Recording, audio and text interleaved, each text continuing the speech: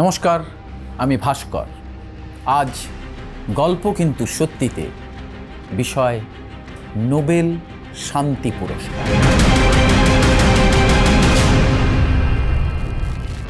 ট্রাম্পের দৌলতে 2025 সাল থেকে সংবাদ শিরোনামের শীর্ষে থেকেছে বহুবার নোবেল শান্তি পুরস্কার। নিজেকে নোবেল শান্তি পাওয়ার একমাত্র দাবিদার বলেও শেষ পর্যন্ত নিরাশ হতে হয়েছে তাকে। নোবেল কমিটি ট্রাম্পের যাবতীয় ভাবনায় জল ঢেলে শান্তি পুরস্কারের মেডেল তুলে দিয়েছিল ভেনিজুয়েলার বিরোধী নেত্রী মারিয়া কোরিনা মাচাদোর হাতে। তাই নিয়ে ট্রাম্পের রাগ তখন চাপা থাকেনি। কিন্তু মজা হচ্ছে অন্য জায়গায়। নোবেল শান্তি পুরস্কার পেয়েই ভেনিজুয়েলার বিরোধী নেত্রী মাচাদো তখনই আমেরিকার প্রেসিডেন্ট ডোনাল্ড ট্রাম্পের সঙ্গে পুরস্কার ভাগ করে নেওয়ার কথা বলেছিল এবং তখনই নিজের নোবেল শান্তি পুরস্কার ট্রাম্পকে দিতেও চেয়েছিলেন। অক্টোবর থেকে জানুয়ারি, মাত্র 3 মাসে ভেনিজুয়েলাকে কেন্দ্র করে বিশ্ব রাজনীতি উথাল পাথাল অবস্থা। দেশে ঢুকে ট্রাম্পের গুপ্ত বাহিনী ভেনিজুয়েলার প্রেসিডেন্টকে বন্দি করে নিয়ে গেছে আমেরিকায়। ট্রাম্প নিজেকে অ্যাক্টিং প্রেসিডেন্ট হিসেবে ঘোষণা করেছেন। এরই মাঝে আরও এক নতুন মোড়। সেই মাচাদো হোয়াইট হাউসে গিয়ে নোবেল তুলে দিলেন ট্রাম্পের হাতে।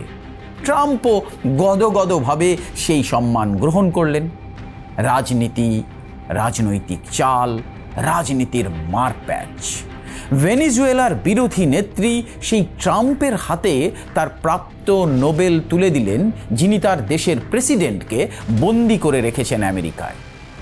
যখন ভেনিজুয়েলার মতো দেশ প্রায় আমেরিকার কবজায়, বিশ্ব কূটনৈতিক মহলে জোর প্রশ্ন তৈরি হয়েছে যে বিরোধী নেত্রীর কলকাঠিতেই নাকি ট্রাম্পের সঙ্গে তার গোপন ষড়যন্ত্রের ফলেই ভেনিজুয়েলার এই পরিস্থিতি। তবে কি আগামী দিনে ভেনিজুয়েলার ক্ষমতার দায়িত্ব পেতে চলেছেন মাচাদো? তারই পুরস্কার স্বরূপ সমস্ত নিয়ম ভেঙে নোবেল শান্তি ট্রাম্পের হাতে তুলে দিলেন মাচাদো। নোবেল শান্তি পুরস্কার শুনলেই মনে হয় শান্তি, মানবতা, নৈতিকতার সর্বোচ্চ পুরস্কার। যে পুরস্কারকে বিশ্ব শান্তির প্রতীক মনে করা হয়, সেই পুরস্কার কারা পাবে বা কারা কারা পেয়েছে সেই হিসেব করতে বসলে কিন্তু দেখা যাবে নোবেল শান্তি পুরস্কার সবসময় যে রাজনীতির ঊর্ধ্বে উঠে সিদ্ধান্ত নিয়েছে এমন নয়।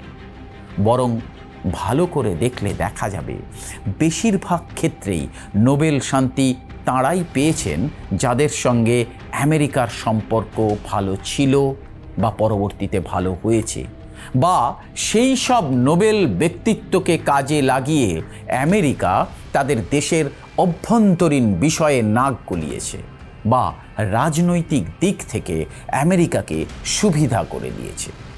যার জ্বলন্ত উদাহরণ ভেনিজুয়েলার বিরোধী নেত্রী মারিয়া কোরিনা মাচাদো। তিনি সেই ট্রাম্পের সঙ্গে হাত মিলিয়েছেন যার ক্ষমতার আস্ফালনে তৃতীয় বিশ্বযুদ্ধের পরিস্থিতি তৈরি হয়েছে, যিনি যাবতীয় আন্তর্জাতিক আইনকে বুড়ো আঙুল দেখিয়ে একটি স্বাধীন দেশের প্রেসিডেন্টকে বন্দি করে আমেরিকায় নিয়ে এসেছেন, যিনি প্রতি মুহূর্তে হুঙ্কার দিচ্ছেন গ্রিনল্যান্ডকে দখল করে নেওয়ার, ইরানকে কবজা করার। নোবেল শান্তি পুরস্কার বেশিরভাগ সময় বিশ্ব মানচিত্রে সবচেয়ে সূক্ষ্ম রাজনৈতিক অস্ত্র হিসাবে ব্যবহার করা হয়েছে।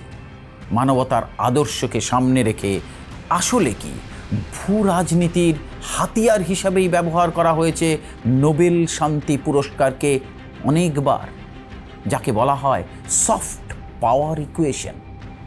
আজ থেকে 100 বছর আগে বিশ্ব শান্তির বার্তাকে সামনে রেখে পথ চলা শুরু করেছিল আলফ্রেড নোবেলের স্বপ্ন।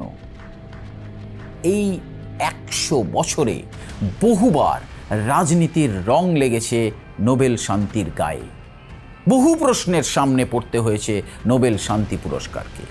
সেভাবেই আরও একবার রাজনীতির চোরা স্রোতে ভাসতে গিয়ে একেবারে সামনে চলে এসেছে নোবেল শান্তি পুরস্কারকে ঘিরে অনেক প্রশ্ন।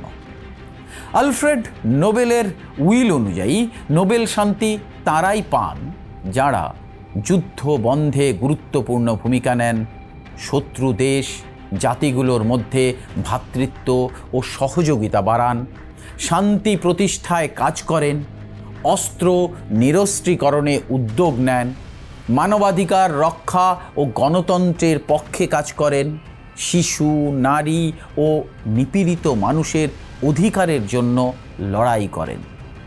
শুনতে নিখুঁত, কিন্তু বাস্তবে এই পুরস্কার বা সম্মান বহুবার এমন মানুষের হাতে গেছে যারা কোনো না কোনোভাবে আমেরিকার কৌশলগত অবস্থানকে শক্তিশালী করেছেন, সরাসরি না হলেও ঘুর পথে তো বটেই।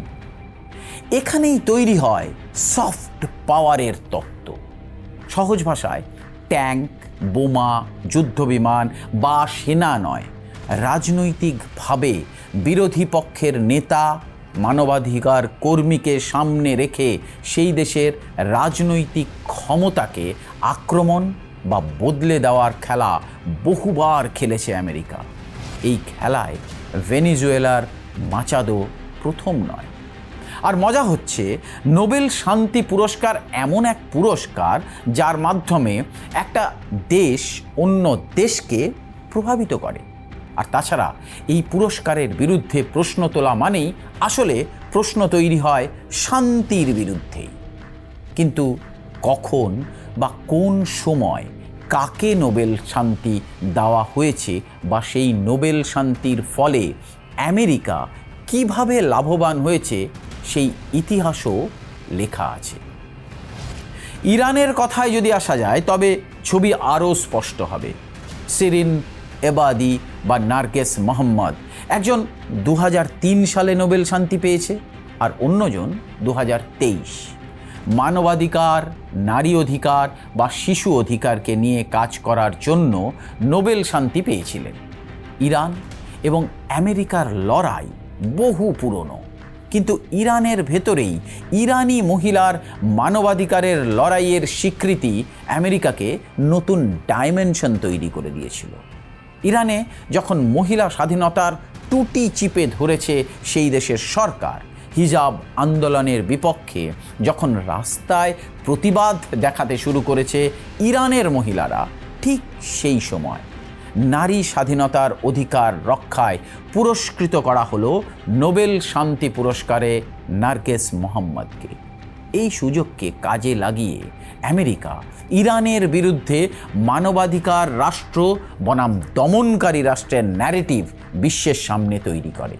ইরানকে আক্রমণ তো করেছেই, আবার ভেতর থেকে অস্থির করে দেওয়ার চালও চেলেছে, যার ফল বর্তমান সময়ে একেবারে সামনে চলে এসেছে।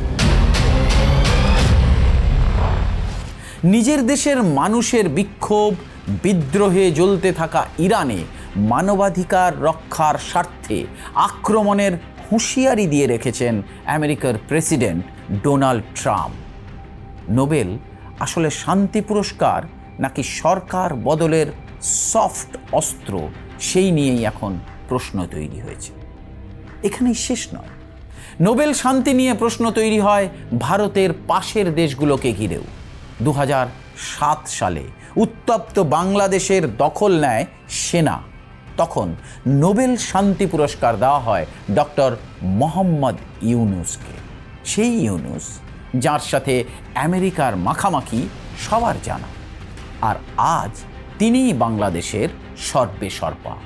তাছাড়া পাকিস্তান, আফগানিস্তানে যখন নারী স্বাধীনতা বিরোধ চরমে উঠেছিল, তখন দুই দেশের সীমান্তবর্তী অঞ্চলের মানবাধিকার কর্মী মালালা ইউসুফজাইকে নোবেল শান্তি দেওয়া হয়। তারপরই বিশ্বের সামনে চলে আসে জঙ্গিবাদ, তালিবান, নারী শিক্ষা বিরোধী সরকার, মানবতা বিরোধী সরকারের প্রসঙ্গ। আর এই প্রেক্ষিতকে কাজে লাগিয়ে আফগানিস্তানে আমেরিকার সৈন্য বাহিনীর উপস্থিতিকে নৈতিকভাবে জাস্টিফাই করে দিয়েছিলেন যে সেনাবাহিনীর উপস্থিতি নিয়ে বিশ্ব জুড়ে সমালোচনার মুখে পড়েছিল আমেরিকা। 2009 সালে বুশের রাজত্বকে সরিয়ে ক্ষমতায় আসার মাত্র কয়েক মাস পরেই নোবেল শান্তি পেয়েছিলেন বারাক ওবামা। ইরাক যুদ্ধের ক্ষতকে ঢাকতে বা বুশের কালো অধ্যায়কে ধামাচাপা দিতে নোবেল কমিটি শান্তির প্রতীক হিসাবে সম্মান তুলে দিয়েছিল ওবামার হাতে। আমেরিকার প্রেসিডেন্ট হিসাবে তখনও তেমন কোনো ছাপ রাখতে পারেনি বারাক ওবামা। তবুও তাকে শান্তি পুরস্কার দেওয়া হয়েছিল, যার প্রসঙ্গ ট্রাম্পও তুলে এনেছিলেন। আরও পিছনের দিকে তাকালে 1989 সালে দালাই লামা নোবেল শান্তি পাওয়ার পর আমেরিকা, ইউরোপের দেশগুলো দালাই লামার নোবেলকে সফট পাওয়ার হিসাবে ব্যবহার করে চীনকে বিশ্বের কাছে রাজনৈতিক চাপের মুখে ফেলেছিল। তিব্বতের মানুষের মানবাধিকার লঙ্ঘন হচ্ছে এই দাবিকে পৃথিবীর সামনে জোরদার করে তুলেছিল, যার প্রধান কাণ্ডারি হিসেবে ছিল আমেরিকা। এই রকম উদাহরণ ভুরি ভুরি। আসলে কে কার দ্বারা প্রভাবিত তাই নিয়েই প্রশ্ন তৈরি হয় বিভিন্ন মহলে। নোবেল শান্তিকে আমেরিকা বারবার বিভিন্নভাবে ব্যবহার করেছে তাদের স্বার্থে, যার শেষ উদাহরণ ভেনিজুয়েলার বিরোধী নেত্রী মারিয়া করিনা মাচাদো। এরপর কিছুদিনের মধ্যেই যদি মাচাদোকে ভেনিজুয়েলার প্রেসিডেন্ট পদে শপথ নিতে দেখা যায়, তবেই 2-2 4 অঙ্ক পরিষ্কার হয়ে যাবে।